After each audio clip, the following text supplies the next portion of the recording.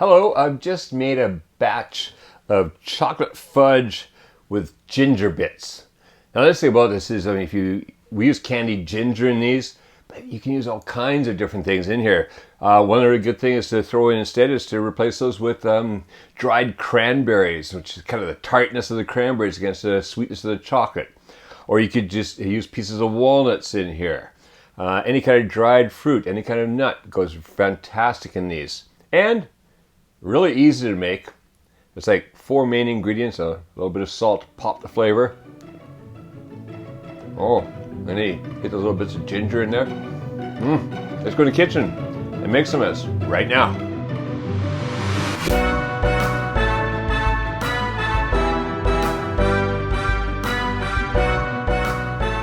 Now, to make this fudge, you only need 5 ingredients, actually 4 ingredients and a little bit of salt. So what I've got here is, first of all, I've got a 1/4 cup of butter. I have here 1 cup of condensed milk. You see the video in the focus on the ingredients. When it says sweetened condensed milk or condensed milk, it's the same. It's always sweetened.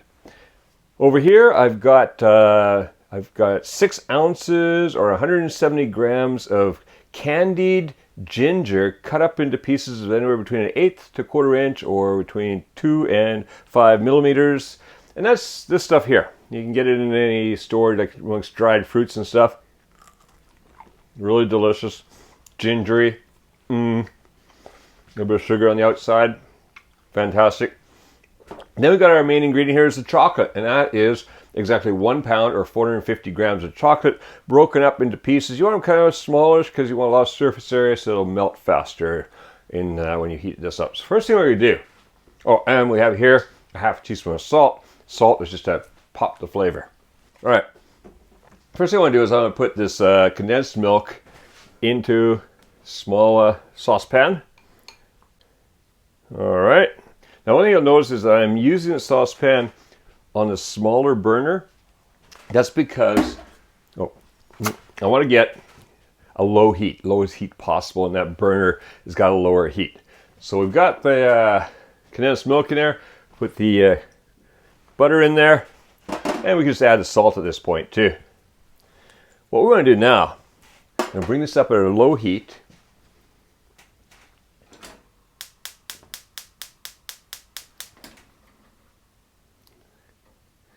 Now what I want to do is I want to melt that butter and heat up that condensed milk. I want to bring it all up to the point where it's just about to simmer. You know, little bubbles are starting to form and stuff, good and hot. And then the chocolate's going to go in there. All right? But before that, we don't want to put the chocolate in because we don't want to burn that chocolate. So again, with this also, we don't want to burn it, so keep it on a really low heat. Let's bring it up to where it melts.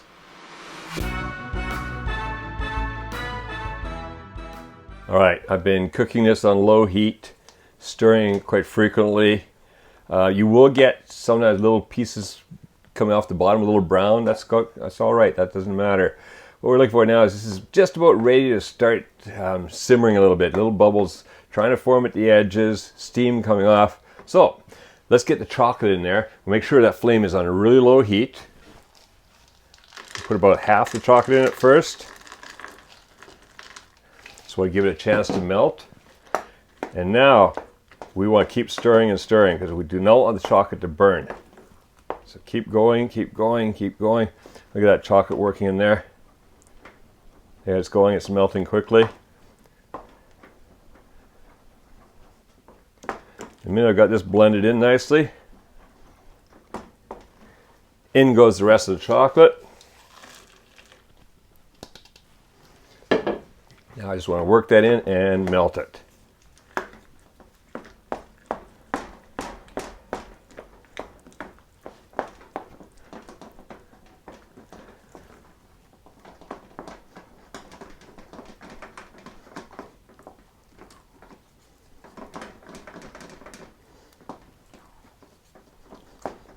All right, I can see that it's basically all melted. There's a couple of little pieces left in there. They're going to keep melting from the heat, so I'm going to take that off. I don't want to burn that chocolate. I'm going to keep stirring that.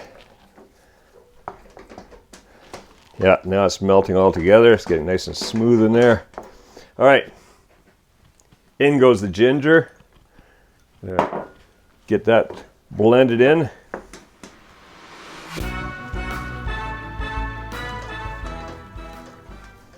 Okay, all the ginger's in there. So now, what I've done here is I've taken an 8x8 baking pan and I've done it with plastic wrap in 2 directions. Now, a little trick I use to get the plastic wrap to stay nice in it, and it's going to fly all over the place.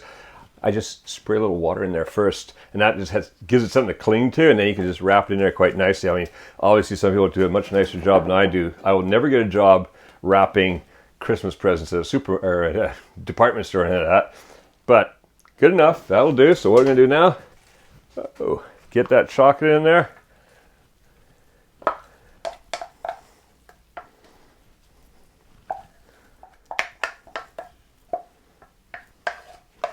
Get my favorite plastic spatula on the job. Get the rest out of there. And now what I want to do is just smooth that out. Just get it all spread evenly inside here.